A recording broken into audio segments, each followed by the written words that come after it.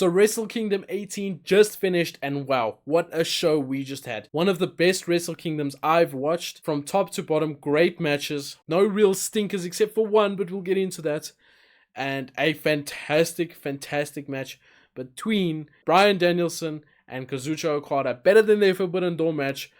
Absolutely superb pay-per-view. So let's recap what happened at Wrestle Kingdom 18. In the opening match, we had a match for the IWGP Junior Tag Team Championships between Akira, TJP versus Bullet Club War Dogs in Drilla, Moloney and Clark Connors, and this was a fantastic match.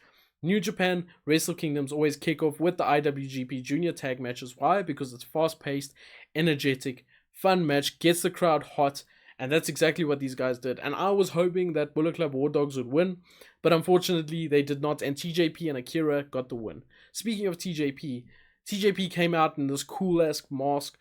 I assume it's a new gimmick since he was taken out in December, and it's the first time we've seen him since last year. Really, really cool. I don't know if this is a new gimmick for TJP or if it was a one-time thing for Wrestle Kingdom, but super cool. Then next up we had Zack Sabre Jr. versus Tanahashi in arguably, or in my opinion, Tanahashi's best singles match in a very, very long time. Zack Sabre Jr. put Tanahashi to the ringer, got Tanahashi working in a style that possibly suits Tanahashi at this point in his career. You know, very mat-based, very, not a lot of running to do, not a lot of high-flying, very, very mat-based and very technical, and it was superb. Tanahashi's best match, like I said, in a very long time, and Tanahashi got the surprise win. I am not so sure that win should have happened. I'm wondering if Zack Sabre Jr. slipped on the roll-up because they were rolling each other up back and forth for pins, and then Tanahashi got the abrupt pin that just randomly came out of nowhere. And I think Zack Sabre Jr. was supposed to roll up Tanahashi once again, but he slipped, and Tanahashi ended up getting the 3 count. So, brand new IWGP or New Japan TV champion in Hiroshi Tanahashi, who is now a double champ and the president. What a week those guys had. And then next up we had a match between Yuya Uemura versus Yota Tsuji, 2 of my favorite guys in New Japan right now, and I was expecting Tsuji to get the win. But of course Yuya came out, he got the win, surprise win, overcoming probably the man with a bit more experience in Japan lately, and banger match. Absolutely very good match. Match of the night up until this point, but of course it was surpassed. And I think Yuya did well to show his babyface aspects. You know, it was a proper babyface match, come from behind, come from getting battered, and to getting a win. A very competitive match and a surprise win for Yuya. I'm happy. I wanted Tsuji to win possibly because I like Yota Tsuji, but I'm happy with Yuya getting the win as well. Then we moved on to Shota, Umino, and Kaito Kiyomiya versus Evil and Ren Narita. Now, I'm not a fan of Ren Narita joining House of Torture. Not one bit. Not even in the slightest am I happy with it. Because I think Ren Narita is a proper wrestler.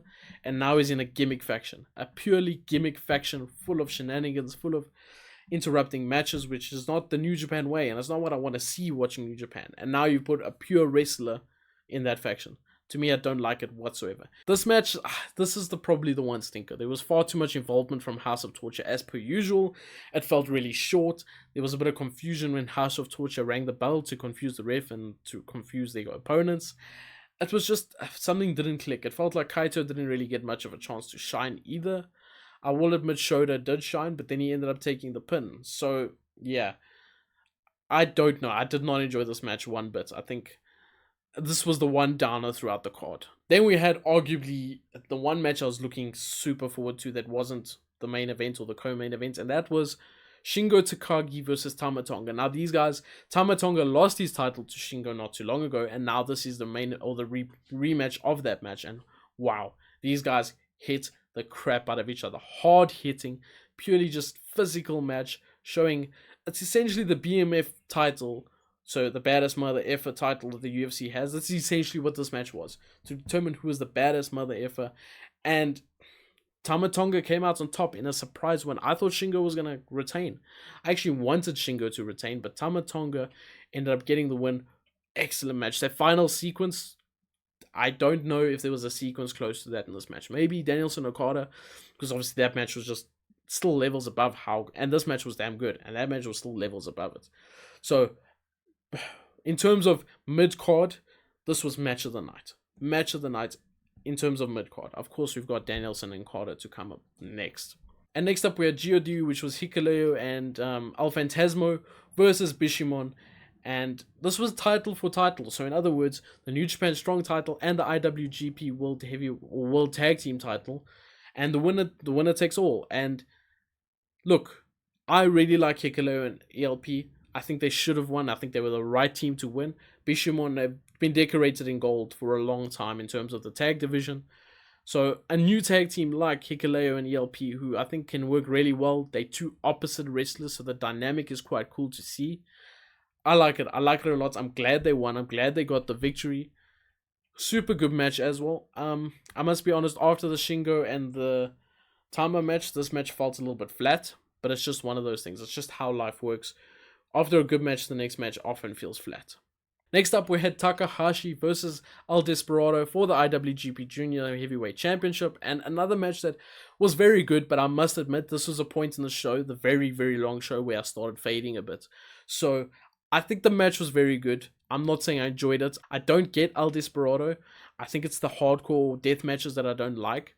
But he did well in this match, and I enjoyed his work in this match. The match was good. Excellent match. I don't know. I think Takahashi should have kept his title a little bit longer. I've enjoyed his reign a lot, and I think he should have kept hold of his title. But El Desperado, a new champion, great match. And then we had Ospreay versus Moxley versus David Finlay, and I thought David Finlay was going to win this match, and that is exactly what he did. And this match was really good. The way they were beating up David Finlay early on, absolutely destroying the man like they said they would, and then working a singles match thereafter while David Finlay was on the outside. Brilliant stuff. And then all three of them working together. David Finlay held his own with two very good competitors. Very, very good. Ospreay with the swanton onto the Bullet Club War Dogs. Excellent. Through the table with Coughlin just laying in the table. Excellent side. Excellent match. I loved every minute of this match. This match was super good. Moxley really showed up with his nose selling and everything. But still, fantastic match. I'm a bit surprised that Ospreay took the pin here. But of course, Ospreay is on his way out, so let's put over David Finlay. Excellent, excellent, excellent match. I loved every minute of it. In between all this, we saw the surprise debut of Nick Nemeth, otherwise known as Dolph Ziggler, who actually seemed to have an altercation with David Finlay after his match, so that could be the first match for the Global Championship. And now we move on to the match that probably set the standard for this whole damn show. And that was Bryan Danielson versus Okada. Now, Bryan Danielson versus Okada had a very, very good match at Forbidden Door last year, where Danielson actually broke his arm, and that impacted the match.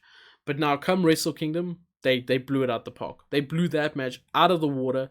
That match was essentially nowhere near to this match. This match was a 5-star classic, hard-hitting, Danielson working the arm of Okada, and he worked that arm. Boy, did he work that arm. I think Okada's arm is definitely he's definitely feeling it right now. Definitely, because Danielson was not working lightly at all. Danielson was working stiff. Danielson was working hard. Danielson was working pure Japanese style, and I loved every bit of it. It made me feel like Okada was in genuine pain, and when Danielson really locked in the label lock, I thought that this could be it.